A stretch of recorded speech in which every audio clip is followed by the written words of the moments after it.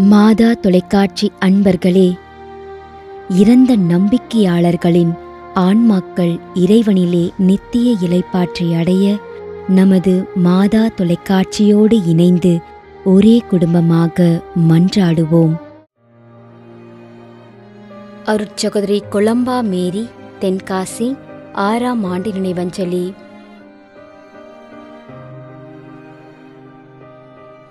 Xavier ஜிகேந்திரன், Thoothukudi, 26ஆம் ஆண்டு நினைவஞ்சலி.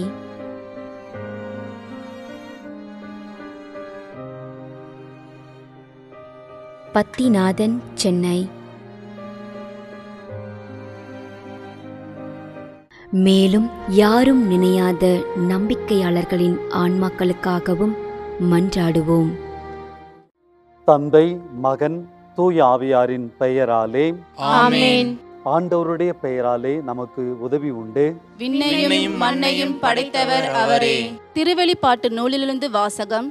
அதிகாரம் 14, இறை வார்த்தை 13.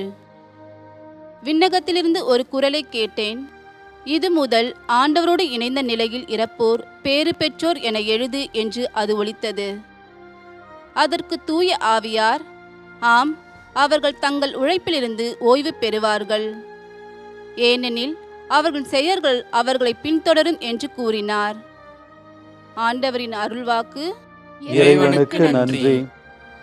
நம்மிடையே வாழ்ந்து இறந்து போன இறைவனின் அடியார்களுக்காகவும், மேலும் குறிப்பாக மாதா தொலைக்காட்சி வழியாக நீர்த்தார் நினைவில் இன்று நினைவுகூரும் இறைவனின் அடியார்கள் அனைவருக்காகவும் மன்றாடுவோம்.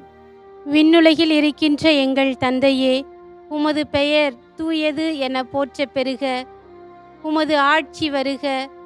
உமது திருவுளம் விண்ணுலகில் நிறைவேறுவது போல மண்ணுலகிலும் நிறைவேறுக. எங்கள் அன்றாட உணவை இன்று எங்களுக்கு தாரும்.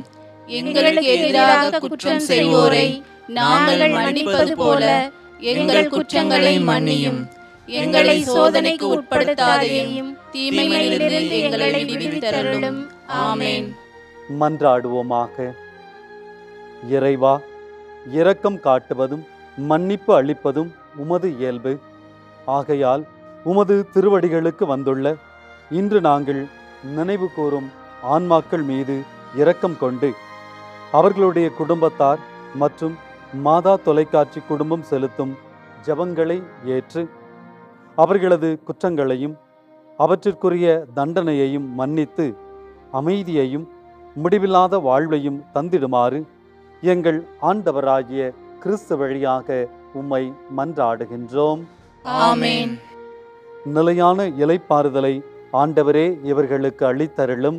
முடிவில்லாத ஒளி இவர்கள் மேல் ஒளிர்வதாக. இறந்த நம்பிக்கையாளர்களின் ஆன்மாக்கள் இறைவனின் இரக்கத்தினால் அமைதியில் இளைப்பாறுவனவாக. ஆமென்.